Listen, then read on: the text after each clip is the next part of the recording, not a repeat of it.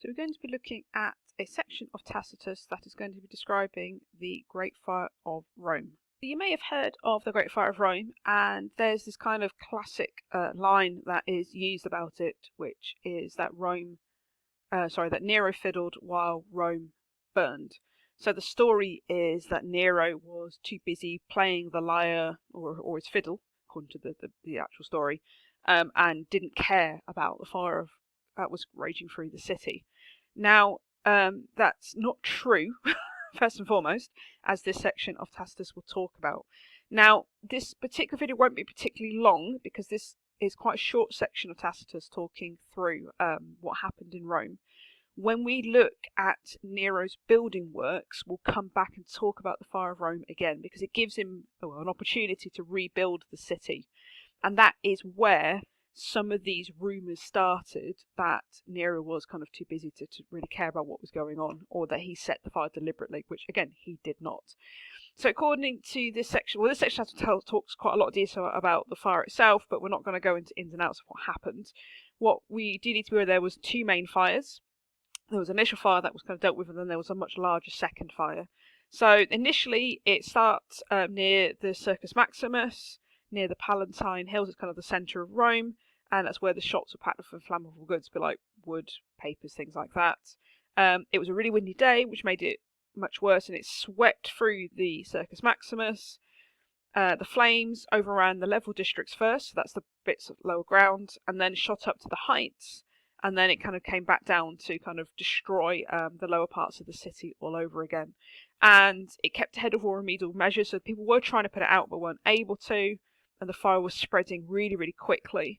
In fact, I don't know why I didn't highlight some of this. And that's because, hang on, let me just highlight all of that in a similar colour, there we go. And it's because the way Rome had been built, so the streets were really narrow, there were kind of houses overlooking each other, the buildings, they just kind of kept building up with wooden structures, and the fire could basically leap across these wooden structures really, really easily. In a similar way, when there's the Great Fire of London in the 1600s, it's the same kind of issue. You've got crowded, cramped streets with lots of wooden buildings that have just been kind of thrown up with no kind of thought about sort of safety or the possibility that fire would spread. So London should have really read their sources and known what happens, but they didn't. So it's the same kind of problem. So you got these narrow streets, the fire spreads really, really quickly. And you just have this sort of description about people were kind of like trying to escape, and there's like flames everywhere, and it's really awful, and nobody could really do anything about the fire because it had spread so fast and was so quick. And people were kind of undermining any ability to shut down the fire because some of them were actually making it worse. So it still talks about here that people were actually throwing firebrands, so like sticks with fire. I can't, like a torch. There we go. Like I couldn't think of the right word. And yeah, okay, possibly because they want to be able to loot. So there appeared to be some individuals who were making it worse. Now Nero was currently not in the city, and according to Tacitus, he only comes back when the fire is near the palace, and that's what forces him to return. And it was impossible to stop it from engulfing both the Palatine and the house and all the surroundings. The fire was so big it destroys part of the palace as well. However, this is what he does do to help try and combat the fire. So as a relief to the homeless and fugitive populace, so the refugees, he opened the Campus Martius, the buildings of Agrippa, even his own gardens, and threw up a number of shelters to accommodate the helpless multitude. So he literally opens up massive wide spaces to house these people who've lost everything and also protect them from the fire. So far from, just playing his violin, which didn't exist anyway, so far from just sitting around waiting for nothing to happen, he was at the forefront trying to save people's lives. And like I said, this story of him not doing anything about it comes later in the sources. He also lowers the price of grain to make it easier, sort of cheaper for people to feed themselves. Obviously, they've lost everything. So it says, despite these measures, and they were popular because it was the right thing to do, it does actually fail to improve his reputation.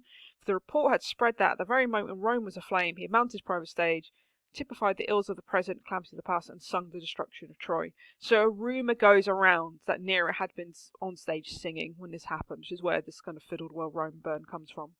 But in reality, he'd actually been, as I said, trying to save people's lives and doing the right thing, which is nice. So the fire's going on for 6 days, and some of the fire have been put out. And what we have is this kind of level of destruction that's put forward, caused by the fire. So although not many people had died, which is good, there's destruction of temples.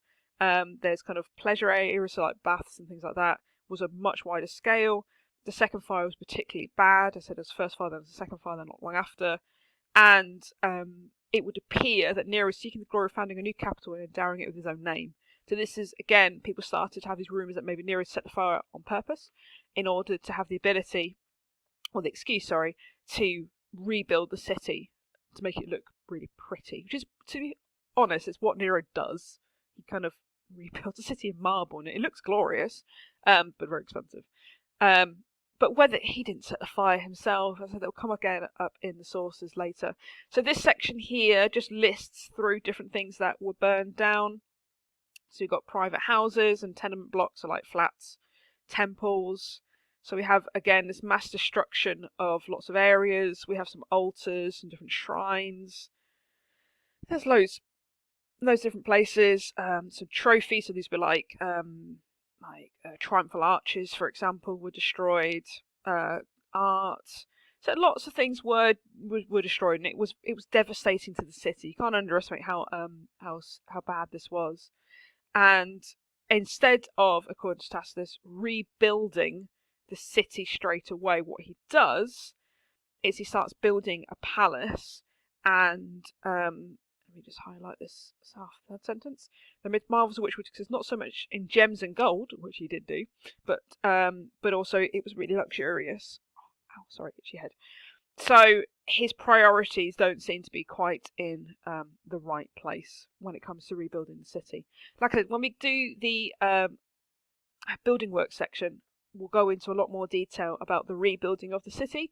But essentially, Nero spends a lot of money building very nice things, but some of them a bit pointless, at great expense, and kind of destroys the economy again of Rome in the process. And that's, like I said, those sources will also talk about the fact that whether or not Nero set the fire himself, which he did not, that he did nothing to do with it in terms of helping people, which again we've proven in here that he did try and help people, that he was trying his best to sort of ensure people's safety and save people's lives by opening up the gardens, etc. And the rebuilding of the city, as the sources will say later, was really good. He does widen the streets to try and ensure that fires don't happen again. But wood was banned, etc. So actually, the opportunity to rebuild was a good thing. It's just unfortunately the sources that have these rumours in them grow in history, and that is what Nero is remembered for in terms of the fire of Rome, which, as I said, I'll say it again, is deeply, deeply unfair.